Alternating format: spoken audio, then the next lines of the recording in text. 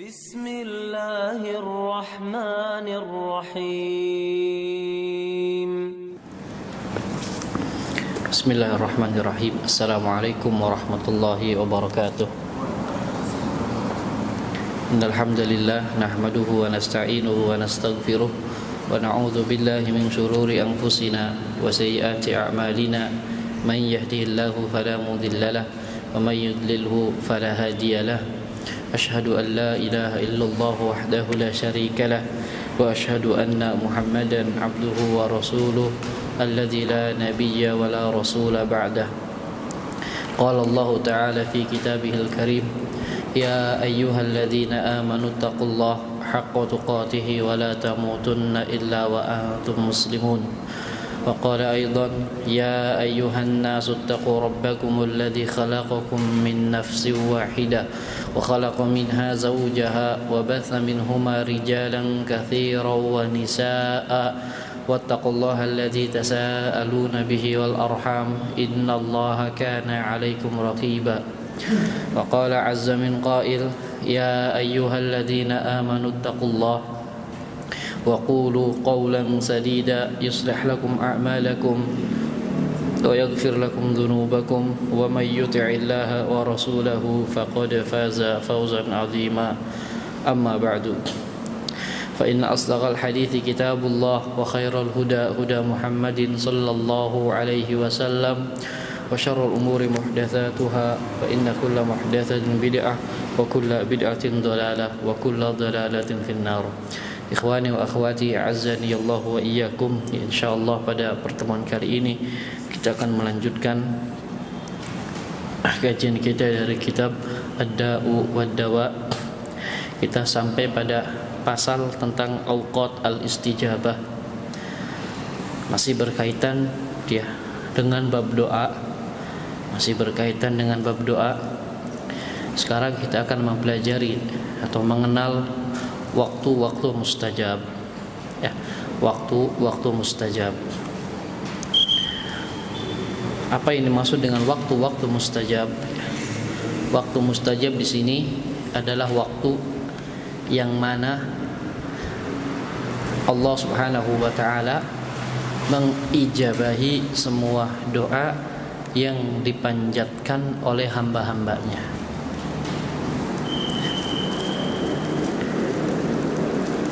Allah beritahu waktu-waktunya. Hal ini agar hamba Allah tidak berputus asa dari berdoa. Tidak berputus asa dari berdoa. Agar juga menambah semangat untuk meminta kepada Allah Subhanahu wa taala. Jadi sengaja Allah berikan waktu-waktu mustajab. Waktu-waktu yang mana kemungkinan besar doa itu diijabahi. Karena pada asalnya kita sebagai manusia wajib berdoa kepada Allah. Harus meminta kepada Allah Subhanahu wa taala. Bahkan Allah murka terhadap hamba-hambanya yang tidak mau meminta kepadanya. Allah murka, Allah marah terhadap hamba-hamba yang tidak mau meminta kepadanya.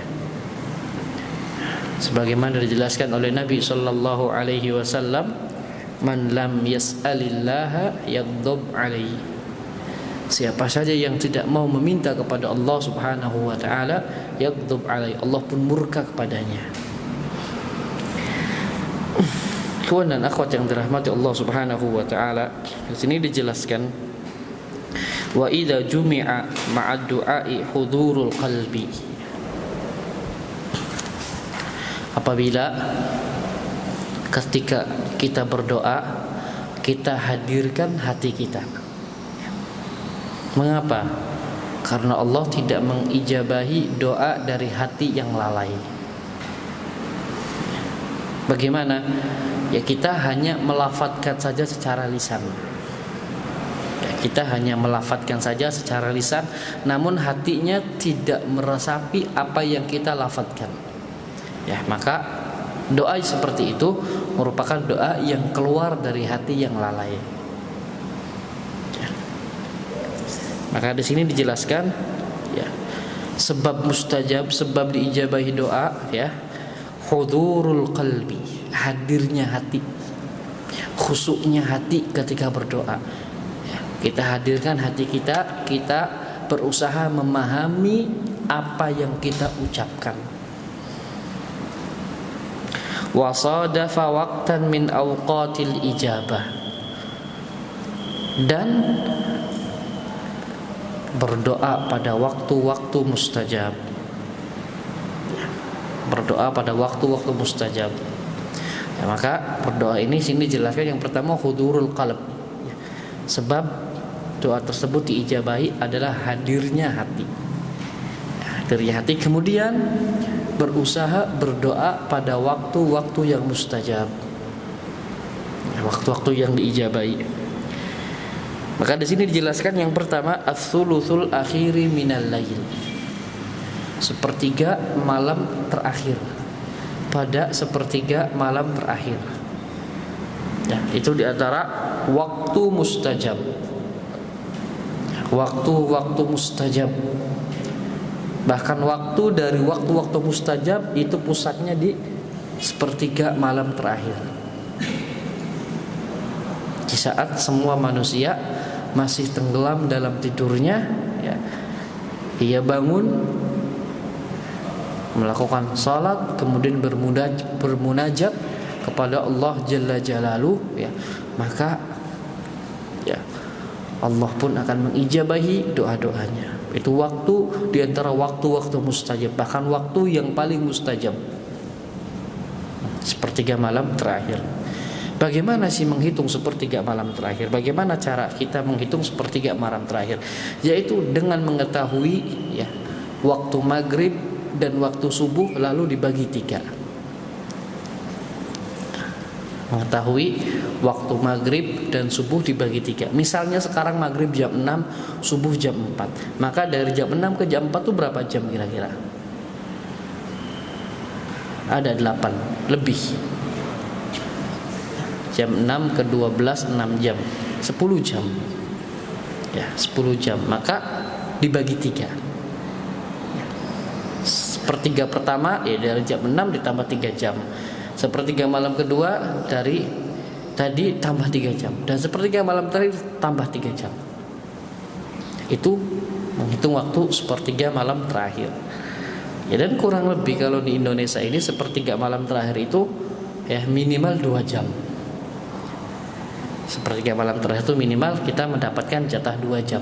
Dan itu waktu yang lama, ya, waktu yang lama. Di dalamnya kita bisa melakukan 4 ibadah sekaligus.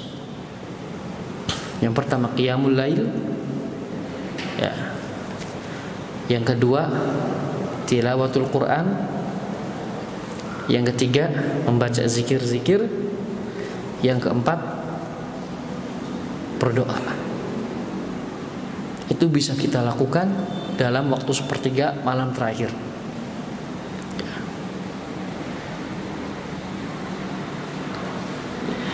Maka seorang muslim, ya, wajib baginya untuk bisa bangun di sepertiga malam terakhir.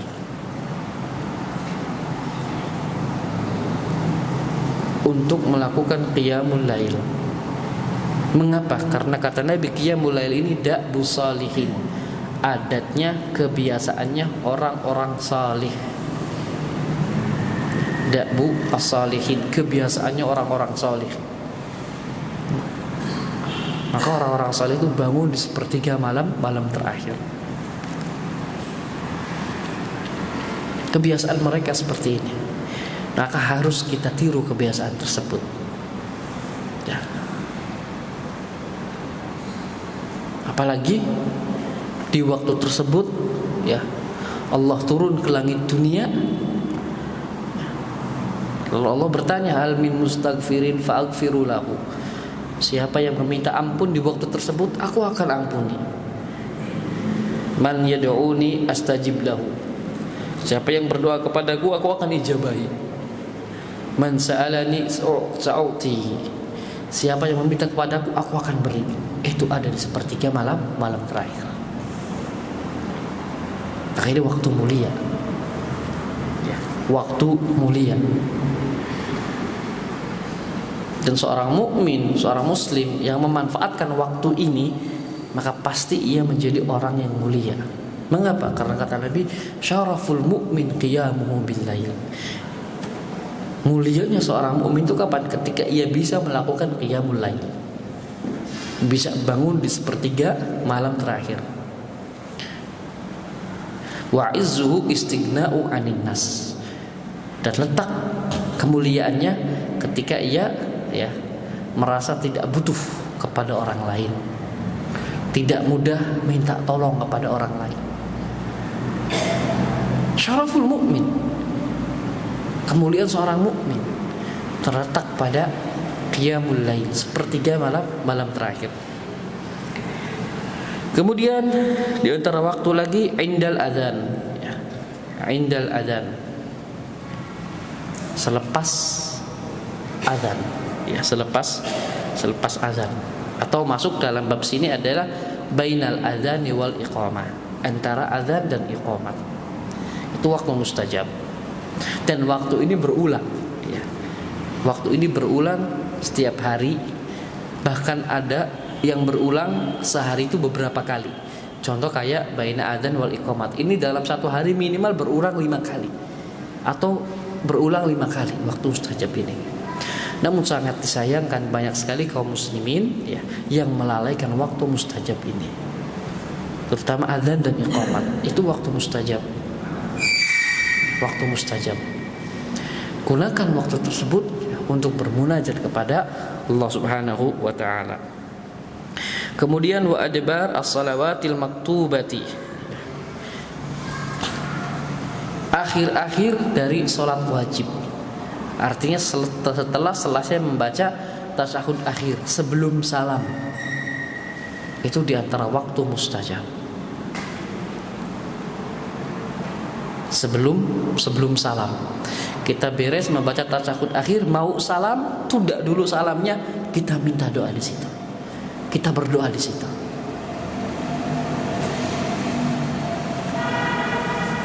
Itu termasuk waktu-waktu yang mustajab. Dan ini bisa digabungkan dalam satu waktu. Kapan? Di sepertiga malam terakhir apabila kita melakukan sholat.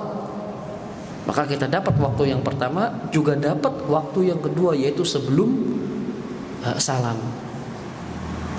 Wa inda su'udi al-imami yaumal jum'ati 'alal minbari hatta tuqda as-salatu min dzalikal yaum. Dari imam naik mimbar atau khatib naik mimbar di Jumat, waktu Jumat, dari khatib naik mimbar sampai selesai salat Jumat. Karena itu jika ada jeda antara dua khutbah, ada jeda antara dua khutbah, lalu khatib biasa mendatik istaghfiru, suruh beristighfar, kita istighfar di situ. La'alla hadza waktu mustajab. Dari khatib naik mimbar sampai selesai pelaksanaan salat Jumat, itu waktu mustajab. Minimal antara pergantian dua khutbah. Di situ kita minta satu permohonan kepada Allah Subhanahu wa taala. Karena itu dengan waktu mustajab. Kemudian wa akhiru sa'ati ba'dal asri. Selepas asar di hari Jumat. Selepas asar di hari Jumat. Jam segini nih. Namun di hari Jumat itu waktu istijabah. Waktu-waktu mustajab. Kemudian juga ada lagi tahtal mator. Tahtal mator, jika hujan. Jika hujan itu juga merupakan waktu-waktu mustajab. Sebagaimana kata Nabi, salasul la turaddu da'watuhum. Ada 3 orang, 3 golongan yang dakwahnya, doanya enggak pernah tertolak.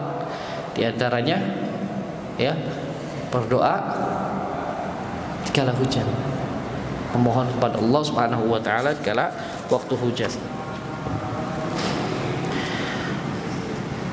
Jadi itu waktu-waktu mustajab. Dan waktu itu berulang yaumiyan, berulang setiap hari. Ya. Kalau kita urut, ada yang berulang setiap hari, ada yang berulang sehari berapa kali, ada yang berulang setiap minggu, ada yang berulang setiap tahun. Dari waktu-waktu tadi ya, yang berulang setiap hari adalah baina adzan wal iqamah. Afwan, yang sehari itu beberapa kali, waktu antara adzan dan iqamat. Kemudian waktu sebelum ya salam selepas sholat wajib ya. Ketika sholat wajib sebelum salam itu waktu mustajab yang berulang tiap sholat. Kemudian ada yang berulang secara harian. Misalnya apa? Sulus al-akhir, sepertiga malam terakhir, itu berulang tiap hari. Kemudian ada yang berulang mingguan ya. Ada yang berulang mingguan. Apa itu? Waktu Jumat. Dari khotib naik mimbar sampai khotib selesai Jumatan, atau selepas asar sampai dengan tenggelam matahari, itu berulang mingguan. Ada juga yang tahunan, apa? Berulang setiap tahun, apa? Pada malam Lailatul Qadar, itu berulang tiap tahun. Ya, berulang tiap tahun. Ada yang musiman, apa yang musiman? Tadi apa yang musiman? Hujan. Tahtal matar, ketika hujan. Itulah waktu-waktu mustajab yang perlu dicari oleh kita, bahkan dimanfaatkan oleh kita. Wa sadafa khusyu'an fil qalbi. Kemudian ditambah ya, sudah kita berdoa di waktu mustajab, ditambah berdoanya juga dengan khusyuk, wa zillatun lahu wa tadarruan wa riqqatan ya, serta menghinakan diri di hadapan Allah Jalla Jalaluhu, wastaqbala da'i al-qiblat ya, kemudian di antara adabnya menghadap kiblat. Wa kana ala taharatin, lebih diutamakan dalam keadaan suci, berdoa dalam keadaan suci. Wa rafa'a yadayhi ilallah, dan mengangkat tangannya ketika berdoa. Ya, mengangkat tangannya ketika berdoa. Ya. Jadi hukum mengangkat tangan ya dalam doa ya, ketika berdoa ya, hukum asalnya dibolehkan, kecuali ya ada beberapa tempat yang tidak boleh diangkat tangannya. Pada asalnya dibolehkan, namun ada beberapa tempat yang tidak boleh kita berdoa dengan mengangkat tangan. Contohnya kapan? Ketika sujud. Ya. Apa kata Nabi? Aqrabu ma yakunul abdi mir rabbih fahuwa sajid. Keadaan yang paling dekat seorang hamba dengan Allah ketika ia sujud. Fa'akthiru fihi du'a, maka perbanyaklah doa ketika sujud. Tapi ketika sujud dalam sholat, boleh nggak kita ngangkat tangan? Boleh nggak kita ngangkat tangan? Enggak. Ya, jadi sekali lagi, hukum asal mengangkat tangan itu boleh kecuali pada tempat-tempat yang Nabi melarang untuk mengangkat tangan. Nabi melarang untuk mengangkat tangan. Kemudian wa bada'a bihamdillahi wassana'i alaihi. Kemudian memulai doa dengan memuji Allah Subhanahu wa taala. Dengan pujian-pujian Allah Subhanahu wa taala. Tsumma thanna bis salati ala Muhammadin abduhu wa rasuluhu. Ya, kemudian memuji ya, memberi salawat kepada nabinya. Itu diantara kita masuk pada adab-adab berdoa ini. Ya, adab-adab berdoa. Supaya apa? Sebab agar doa itu diijabahi. Jadi ulangi, yang pertama istiqbalul kiblat, menghadap kiblat. Adab dalam berdoa. Kemudian wa kana ala taharatin ya, dalam keadaan suci. Wa rafa'a yadayhi ila Allah, kemudian mengangkat tangan dalam berdoa. Wa bada'a bihamdillahi wa tsana alaihi. Ya, kemudian memulai doa dengan memuji Allah. Sebelum berdoa kita mulai dengan memuji Allah Subhanahu wa taala dengan puji-pujian yang nanti akan ada contohnya, yang nanti akan dibawakan hadis-hadisnya. Kemudian tsumma tsanna bis salati ala Muhammadin abduhu wa rasuluh. Kemudian ya bersolawat kepada nabinya. Bersolawat kepada nabinya. Tsumma qaddama baina yaday hajatihi at-taubata wal istighfar. Kemudian baru kita memohon ya dengan permohonan kita. Kita memohon dengan permohonan kita. Wa alaha alaihil mas'alah ya. Kemudian diulang-ulang permohonannya. Jangan bosan dalam berdoa karena Allah tidak pernah bosan mendengar doa hamba-hambanya. Sampai hamba-hambanya itu bosan sendiri, Allah nggak akan pernah bosan.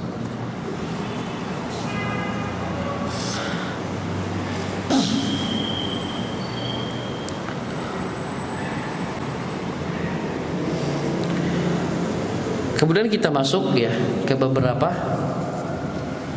ya pembukaan doa yang pernah diajarkan oleh Nabi Sallallahu Alaihi Wasallam. Yang pertama, faminha ma fis sunan Sahih Ibn Hibban, dalam Sunan Sahih Ibn Hibban min hadisi Abdullah ibn Buraidah an abihi anna Rasulullah sami'a rajulan yaqul Allahumma inni as'aluka bi anni ashhadu annaka antallah la ilaha illa ant. Ini sebelum mulai doa Nabi mendengar seorang ya sebelum mulai doa ia membuka doa dengan ucapan Allahumma inni as'aluka bi anni ashhadu annaka antallah la ilaha illa anta al-ahadus samad alladzi lam yalid wa lam yulad wa lam yakul lahu kufuwan ahad. Kemudian baru ia panjatkan doanya. Jadi Nabi pernah mendengar seorang membuka doa dengan ucapan tadi ya. Allahumma inni as'aluka bi anni ashhadu annaka antallah la ilaha illa ant al-ahadus samad alladzi lam yalid wa lam yulad. Kemudian ia baru memulai doanya. Faqala, apa kata Nabi? Laqad sa'alallaha bilismil a'dham. Sungguh dia telah meminta Allah dengan namanya yang agung. Artinya dia memulai doanya dengan nama yang agung. Alladzi idza su'ila bihi a'ta, yang mana jika ia meminta dengan memulai nama yang tadi ya, jika ia berdoa dengan memulai kalimat yang tadi a'ta akan diberi. Wa idza du'iya bihi ajaba, apabila ia berdoa akan diijabahi ya. Ini diucapkan sebelum doa. Mau doa apa saja ya, Allahumma inni as'aluka bi anni asyhadu annaka antallah la ilaha illa anta al-ahadus samad alladzi lam yalid wa lam yulad. Kemudian wa lam yakul lahu kufuwan ahad. Kemudian baru memulai doanya. Apa kata Nabi ya? Laqad sa'alallaha bilismil a'zam. Dia telah meminta Allah dengan perantara namanya yang mulia, namanya yang agung. Alladzi idza su'ila bihi a'ta, yang mana jika diminta menggunakan nama tersebut Allah pasti memberi. Wa idza du'iya bihi ajab, apabila berdoa dengan membawa nama ini Allah akan mengijabahi ya. Hadis sahih yang diriwayatkan oleh Ahlus Sunan ya, diriwayatkan oleh Al-Imam Abu Daud, Al-Imam Ibnu Majah, Al-Imam Tirmidzi, Al-Imam Ibnu Hibban, Imam Ahmad dan lain-lainnya ya. Ini kita baca sebelum kita memulai doa kita.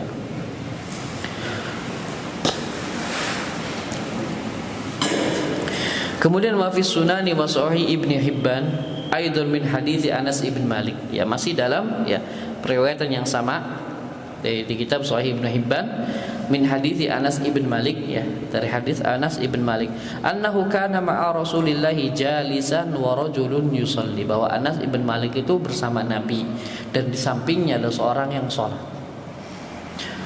Kemudian summa da'a faqala. Kemudian orang tadi berdoa dan membuka doanya dengan ucapan Allahumma inni as'aluka bi anna lakal hamdu la ilaha illa anta al-mannanu badi'us samawati wal ard ya dzal jalali wal ikram ya hayyu ya qayyum.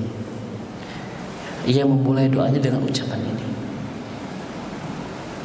Allahumma inni as'aluka bi anna lakal hamd la ilaha illa ant al-mannan badi'us samawati wal ard ya dzal jalali wal ikram ya hayyu ya qayyum.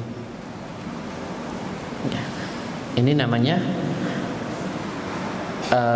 berdoa dengan menggunakan perantara Asma al-Husna.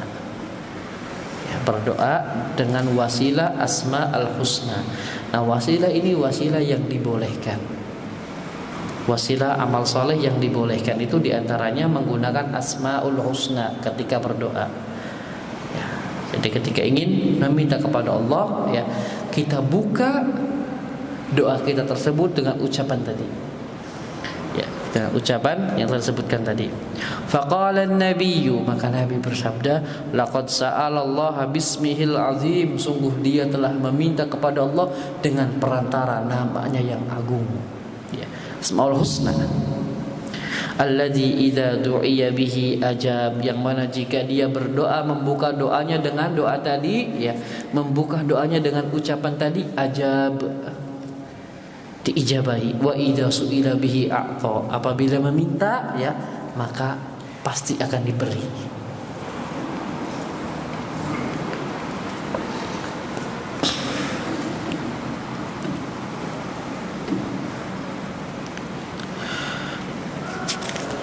Dua ucapan tadi atau dua kalimat tadi, ya, layak kita hafal dan juga layak untuk dibaca sebelum, ya, permintaan kita kepada Allah Subhanahu wa taala.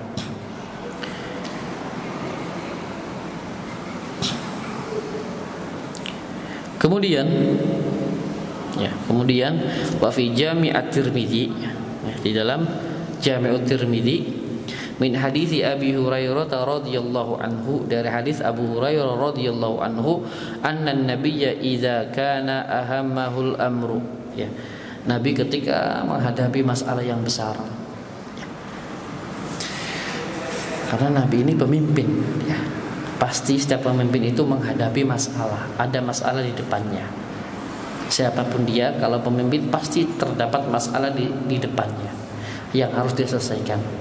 Yang namanya masalah itu harus dibereskan, harus diselesaikan. Kalau kita lari dari masalah, maka itu hanya akan menambah masalah lagi. Seorang ketika lari dari masalah, maka pasti dia akan bertambah masalah lagi. Karena semakin lari, semakin banyak masalah yang harus ia selesaikan. Ya. Anna nabiyya kana idza ahammahul amru, Nabi ketika menghadapi perkara yang sangat penting atau problem yang sangat besar, rafa'a ra'sahu ila sama, ya, menengadahkan, ya, kepalanya ke langit. Wa idza istahada fid du'a qala ya hayyu ya qayyum.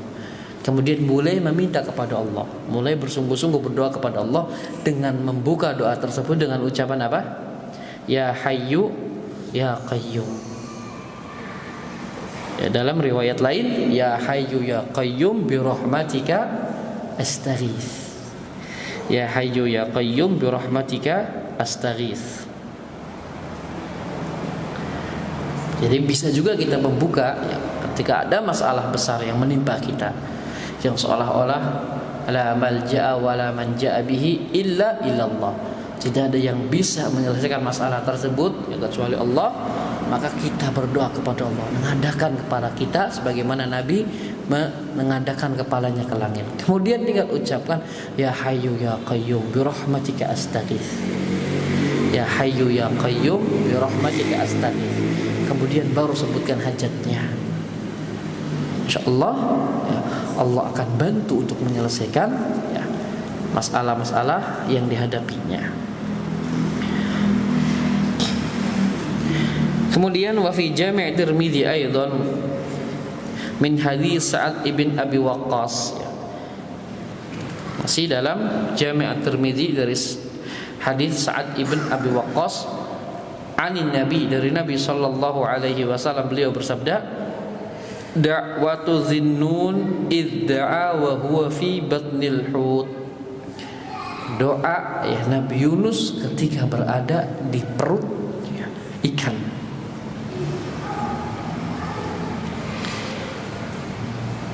Ya, yang kita kenal, kita sudah hafal. La ilaha illa anta subhanaka inni kuntu minal zalimin. La ilaha illa anta subhanaka inni kuntu minal zalimin. Pada surat Al-Anbiya ayat 87. Itu salah satu doa yang diucapkan Nabi Yunus fi batni hut, ketika berada di dalam ya, perut ikan. La ilaha illa ant subhanaka inni kuntu minadh dhalimin. Apa kata Nabi? Innahu lam yad'u biha muslimun fi syai'in qattun. Tidaklah seorang muslim yang membuka doanya dengan ucapan tadi, dengan ucapan la ilaha illa anta subhanaka inni kuntu minadh dhalimin, illa istajaballahu lahu, kecuali Allah ijabahi doanya. Kecuali Allah ijabahi doanya. Banyak kalimat-kalimat yang datang dari Nabi yang telah ditetapkan Nabi Shallallahu Alaihi Wasallam sebagai kalimat pembuka dalam doa, yang di dalamnya berisi pujian-pujian ya kepada Allah Subhanahu Wa Taala, pengakuan akan kewahdaniyaan Allah Subhanahu Wa Taala.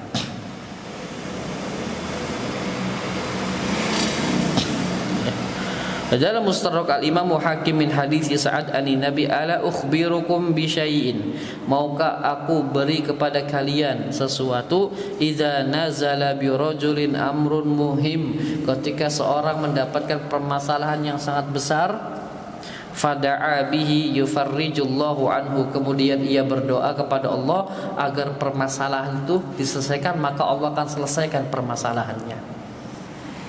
Jadi kita punya permasalahan ya, ingin Allah selesaikan permasalahannya, lalu ia berdoa kepada Allah, yakni doa Dhinnun, membuka doanya dengan ucapan, dengan kalimat dari Nabi Yunus tadi, la ilaha illa anta subhanaka inni kuntu minadh dhalimin.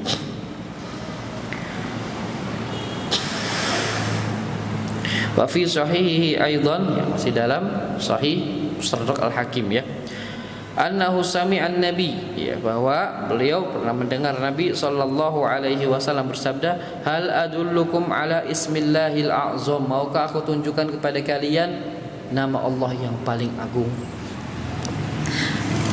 Doa Yunus, yaitu doa Nabi Yunus ya. Ismullah al-a'zam, la ilaha illa anta subhanaka inni kuntu minadh dhalimin. Qala rajulun ya Rasulullah hal kanat li Yunus khasatan, ya, maka para sahabat ya berkata, wahai Rasulullah, apakah doa itu khusus untuk Nabi Yunus saja atau boleh kita ucapkan ya, kalimat la ilaha illa anta subhanaka inni kuntu minadh dhalimin, apakah ini hanya untuk Nabi Yunus saja secara khusus ataukah tidak? Faqala ala tasma' qaulahu ta'ala, ya, coba kamu lihat firman Allah, fastajabna lahu, maka kami ijabahi doanya, kata Allah, maka kami ijabahi doa Nabi Yunus, wa najjaynahu minal gham, dan kami selamatkan dari kegelapan. Kegelapan mana? Kegelapan berada di mana? Dan kami selamatkan Nabi Yunus dari kegelapan. Kegelapan di mana? Kegelapan di perut ikan dan kegelapan di dalamnya samudra.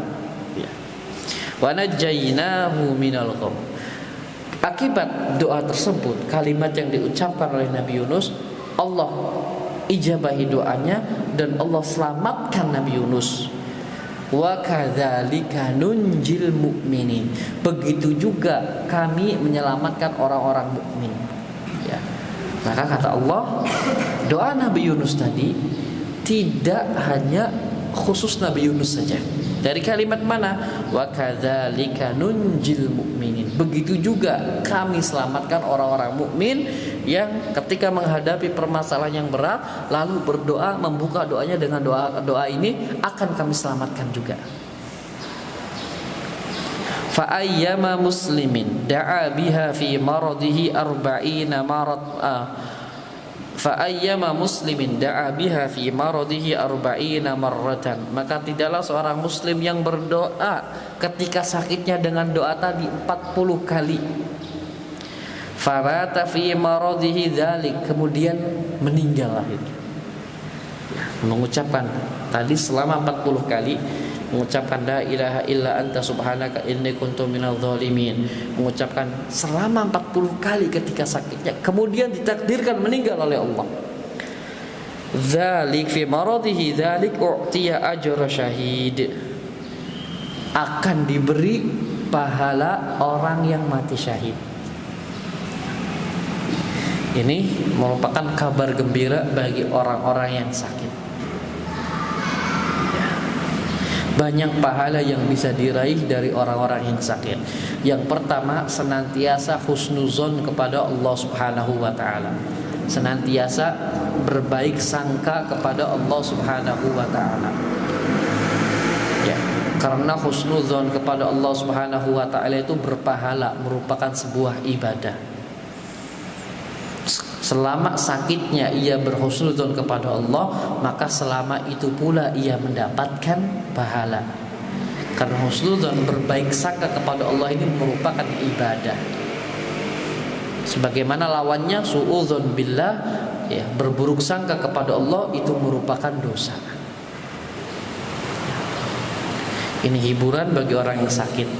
Ada orang yang sedang diberi sakit oleh Allah, selalu berhusnudzon kepada Allah agar Allah memberikan pahala. Itu yang pertama. Yang kedua, mencoba membaca ya kalimat tadi sebanyak 40 kali. La ilaha illa anta subhanaka inni kuntu minadz zalimin, sebanyak 40 kali. Yang mana kata Nabi, kalau ditakdirkan meninggal dengan ucapan tadi, u'tiya ajra syahid, akan diberi pahala orang yang mati syahid. Wa in bara'a maghfuran lahu, kalau ditakdirkan sembuh, ia sembuh dalam keadaan terampuni. Jadi ada dua kemungkinan bagi orang yang sakit. Ya. Ketika meninggal diberi pahala mati syahid, dan ketika sembuh, ya, sembuh dalam keadaan terampuni semua dosa-dosanya. Kapan? Ketika ia berhusnuzon kepada Allah, berprasangka baik kepada Allah, dan juga senantiasa membaca dakwah doa Nabi Yunus tadi. La ilaha illa anta subhanaka inni kuntu minadz zalimin. Pada Quran surat Al-Anbiya ayat 87. Ya, Al-Anbiya ayat 87. Ya, ini harus kita hafal. Ini harus kita hafal.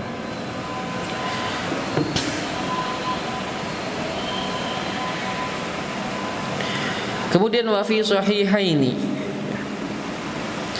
sahihaini min hadis Ibnu Abbas, dari jalan Ibnu Abbas, anna Rasulullah yaqulu indal karab, bahwa Nabi ya melantunkan doa ya ketika atau di saat susah, indal karab, dan memulai doanya dengan ucapan la ilaha illallahul azimul halim, la ilaha illallahu rabbul arsyil azim, la ilaha illallah rabbus samawati sab'i wa rabbul ardi rabbul arsyil karim.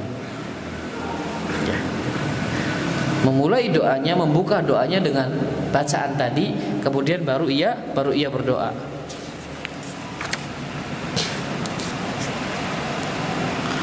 Kemudian ya, masih dalam Musnad Imam Ahmad ya, min hadis Ali bin Abi Thalib qala allamani Rasulullah Kata Ali radhiyallahu anhu, Nabi telah mengajarkanku idza nazala bi karbun, ketika aku mendapati kesusahan.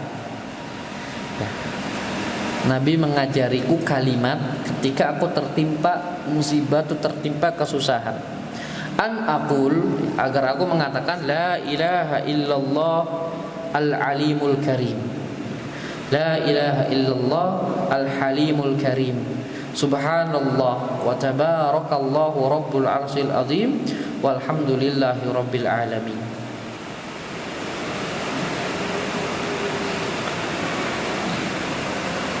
Ini ya, intinya ia membuka doanya dengan Ismullahil A'zam. Membuka doa, sebelum berdoa ia buka doanya dengan Ismullahil A'zam. Yang ini merupakan wasilah terbesar agar doa diijabahi.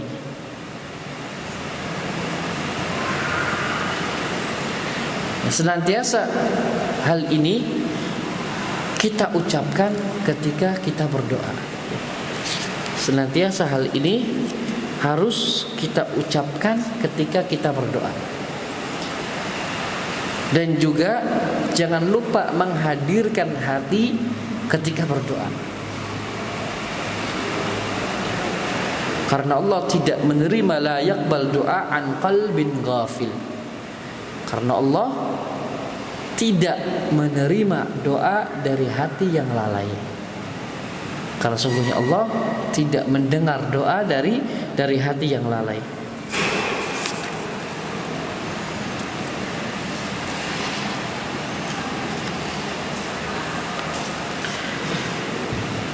Kemudian selanjutnya ad-du'a'u kas-silah. Doa ini ya, ibarat senjata. Doa ini ibarat senjata. Qala al-Imam Ibnu Qayyim wal ad'iyatu wa ta'awudzatu bimanzilatis silah. Doa-doa dan zikir-zikir itu bagaikan senjata. Wasilahu bidharibihi, dan senjata itu tergantung dari siapa yang megang. La bihaddihi faqat, tidak tergantung dari tajam atau tidaknya saja. Betul, kalau senjata itu tajam ya, sangat bermanfaat, betul. Tapi tajam saja tidak cukup, harus dipegang siapa itu senjata. Kalau senjata itu tajam, cuman yang memegang senjata orang yang tidak mengerti, maka ketajaman senjata itu tidak akan ya bermanfaat sedikit pun.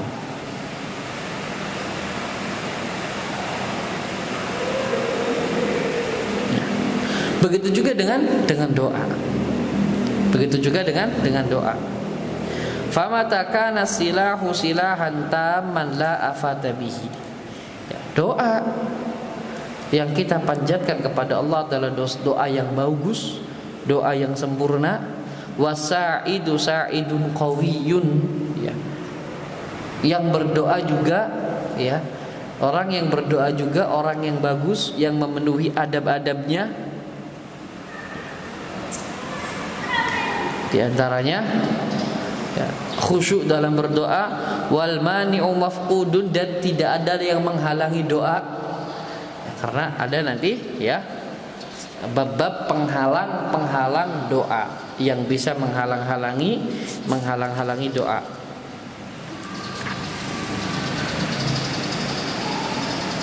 Hasalat bihi an-nikayatu fil adu ya, maka doa tersebut bermanfaat selayaknya ya senjata atau pedang yang tajam yang digunakan oleh orang yang profesional, maka pedang tersebut akan bisa membunuh musuh.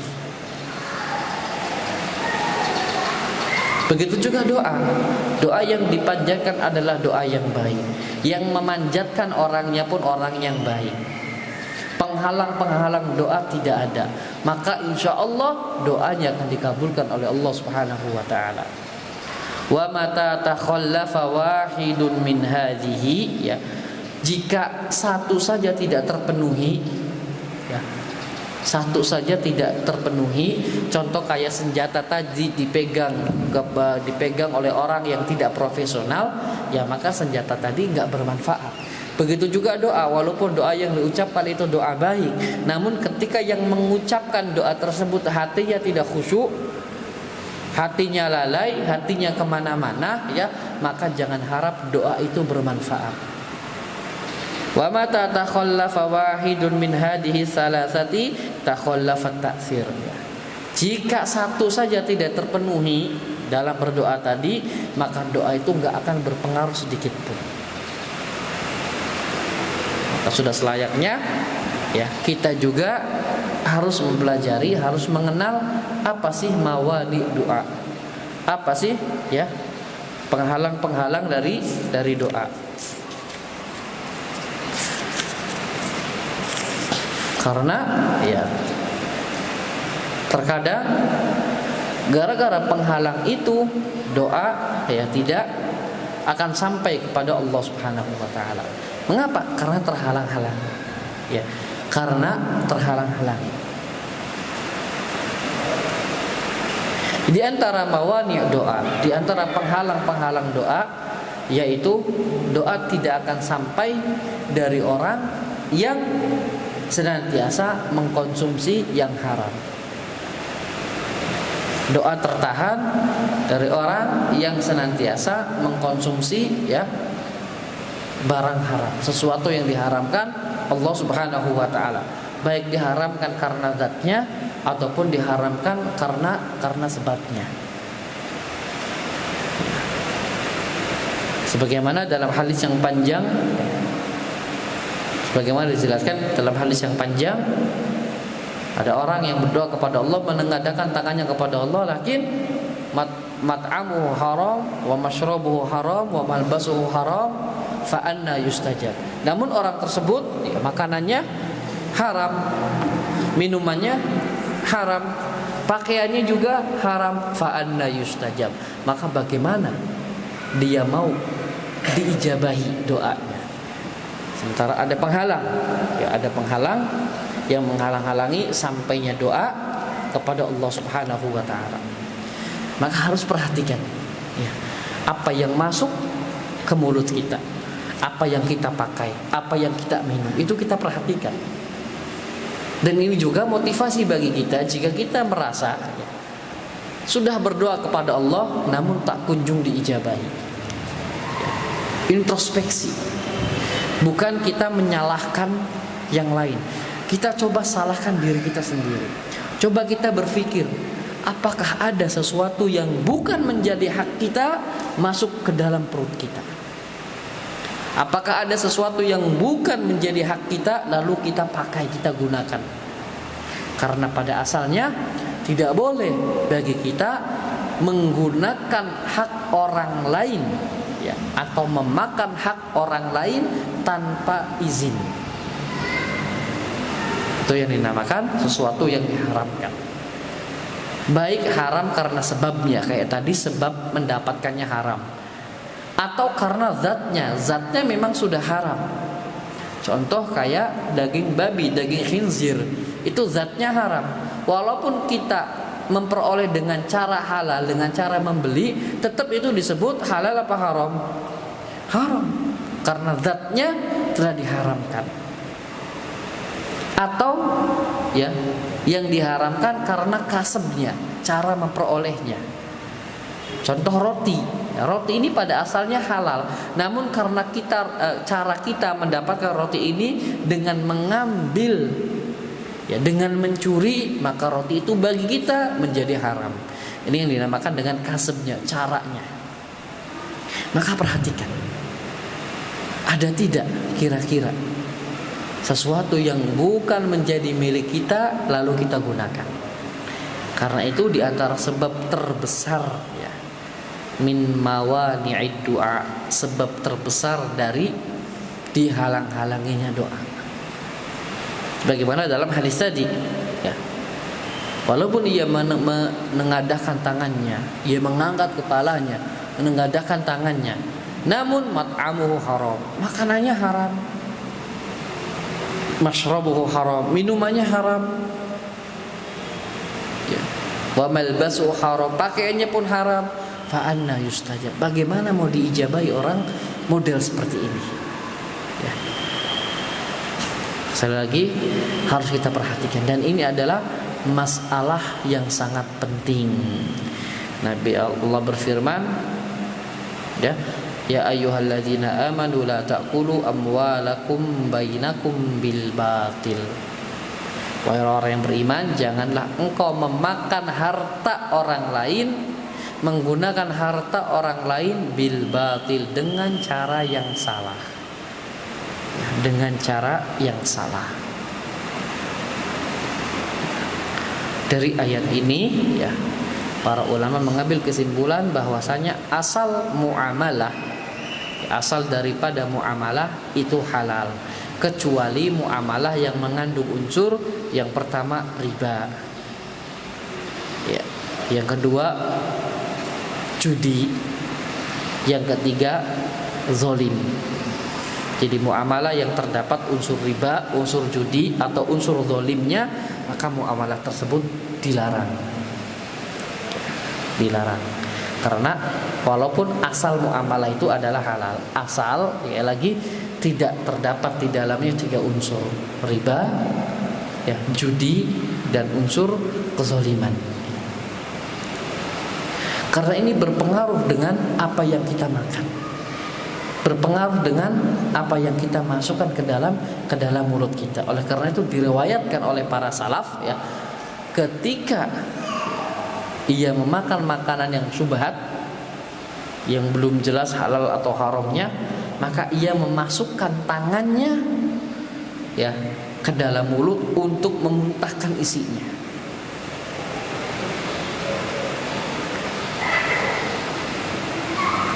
Mengapa? Karena la yadkhulu al-jannata lahmun nabata min suhtin. Tidak akan masuk surga daging badan yang tumbuh dari sesuatu yang haram.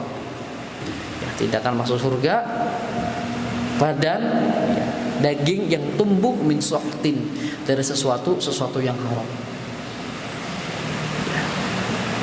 Bahkan Nabi Sallallahu Alaihi Wasallam ketika menemukan 1 buah kurma saja,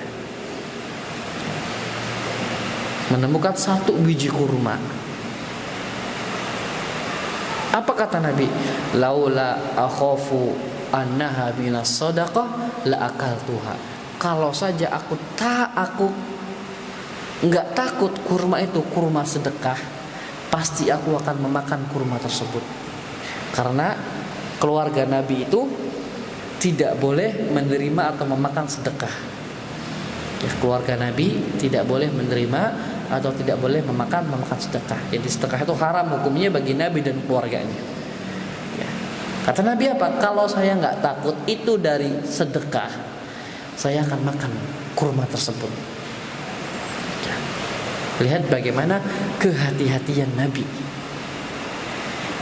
Takut kurma tersebut kurma sedekah, takut kurma tersebut kurma sedekah yang diharamkan atasnya.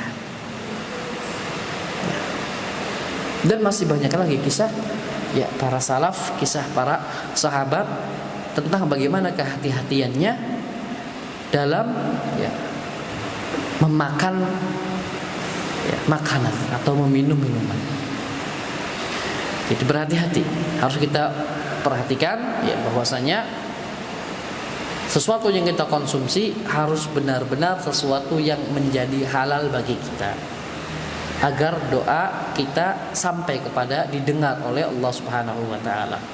Kemudian penghalang kedua berdoa ya namun hatinya berpaling dari doa tersebut.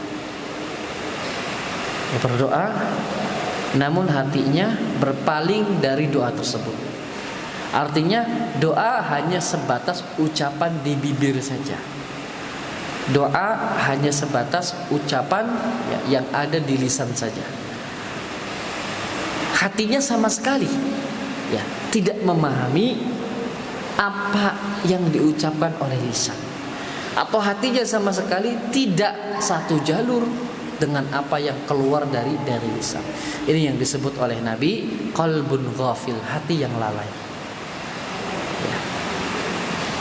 Dan doa dari jenis ini juga sama, doa yang tidak didengar oleh Nabi sallallahu alaihi wasallam. Maka harus khusyuk dalam berdoa. Harus khusyuk dalam berdoa. Tidak ta'ajjul, tidak terburu-buru ya, dalam berdoa. Tidak terburu-buru dalam berdoa. Karena keterburu-buruan dalam berdoa merupakan sebab tertolaknya doa. Ya. Karena keterburu-buruan dalam berdoa merupakan sebab tertolaknya doa. Harus ta'anni, harus sabar dalam berdoa, santai dalam berdoa, hadirkan hati, ya. Rendahkan diri kita di hadapan Allah Subhanahu wa ta'ala. Jangan seolah-olah kita tidak butuh kepada doa tersebut, seolah-olah kita tidak butuh terhadap doa tersebut. Enggak seperti itu. Makanya ada inkisar al-qalb, rendahnya hati di hadapan Allah ketika berdoa. Bukan berdoa cuman hatinya merasa tidak butuh kepada Allah Subhanahu wa ta'ala, namun hatinya enggak mempedulikan Allah Subhanahu wa ta'ala. Ini juga yang bisa menyebabkan tertolaknya doa. Nah, kita harus hati-hati. Harus paham apa yang kita ucapkan. Harus khusyuk dengan apa yang kita ucapkan. Semuanya itu merupakan sebab terkabulnya doa. Di samping kita berdoa pada waktu-waktu yang mustajab tadi. Di samping kita berdoa kepada waktu-waktu yang mustajab tadi. Ya, mudah-mudahan bermanfaat. Ini yang bisa Anda sampaikan pada kesempatan kali ini. Kurang lebihnya mohon maaf. Subhanakallahumma bihamdik, asyhadu an la ilaha illa anta, astaghfiruka wa atubu ilaih. Wabillahi taufiq wal hidayah. Wassalamualaikum warahmatullahi wabarakatuh.